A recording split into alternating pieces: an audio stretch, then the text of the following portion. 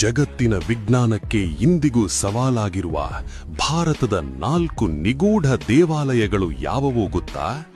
ಕೊನೆಯದಂತೂ ವಿಜ್ಞಾನದ ಕಲ್ಪನೆಗೂ ಮೀರಿದ್ದು. ನಂಬರ್ 4, ಲೇಪಾಕ್ಷಿ ದೇವಾಲಯ. ಇಲ್ಲಿರೋ 70 ಕಂಬಗಳಲ್ಲಿ 1 ಕಂಬ ಮಾತ್ರ ನೆಲಕ್ಕೆ ಟಚ್ ಆಗಲ್ಲ. ಬ್ರಿಟಿಷ್ ಇಂಜಿನಿಯರ್ ಹ್ಯಾಮಿಲ್ಟನ್ ಇದರ ರಹಸ್ಯ ತಿಳಿಯಲು ಕಂಬವನ್ನೇ ಅಲುಗಾಡಿಸಿದಾಗ ಇಡೀ ದೇವಸ್ಥಾನವೇ ನಡುಗಿತು. ಗ್ರಾವಿಟಿಯನ್ನೇ ಮೀರಿ ನಿಂತಿರುವ ಈ ಟೆಕ್ನಾಲಜಿ ಯಾರಿಗಾದ್ರೂ ಅರ್ಥ ಆಗತ್ತಾ?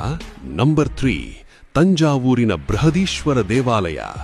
216 ಅಡಿ ಎತ್ತರದ ಈ ಗೋಪುರ ಕಟ್ಟಲು 1 ಹಿಡಿ ಸಿಮೆಂಟ್ ಕೂಡ ಬಳಸಿಲ್ಲ.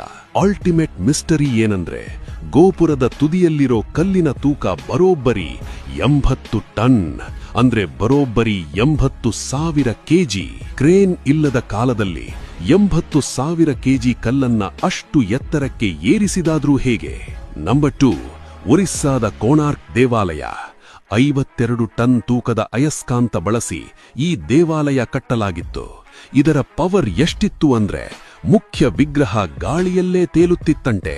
ಆದರೆ ಸಮುದ್ರದಲ್ಲಿ ಬರುವ ಹಡಗುಗಳ ದಿಕ್ಸೂಚಿ ಕೆಟ್ಟು ಹೋಗ್ತಿದೆ ಅಂತ ಪೋರ್ಚುಗೀಸರು ಆ ಮ್ಯಾಗ್ನೆಟ್ ಅನ್ನೇ ಒಡೆದು ಹಾಕಿದ್ರು. ಇನ್ನು ನಂಬರ್ 1, ದಿ ಅಲ್ಟಿಮೇಟ್ ಮಿಸ್ಟರಿ, ಎಲ್ಲೋರಾದ ಕೈಲಾಸ ದೇವಾಲಯ. ಇದನ್ನ ಕಟ್ಟಿಲ್ಲ, ಬದಲಾಗಿ ಒಂದು ಇಡೀ ಬೆಟ್ಟವನ್ನೇ ಮೇಲಿಂದ ಕೆಳಗೆ ಕೊರೆದು ಕೆತ್ತಲಾಗಿದೆ.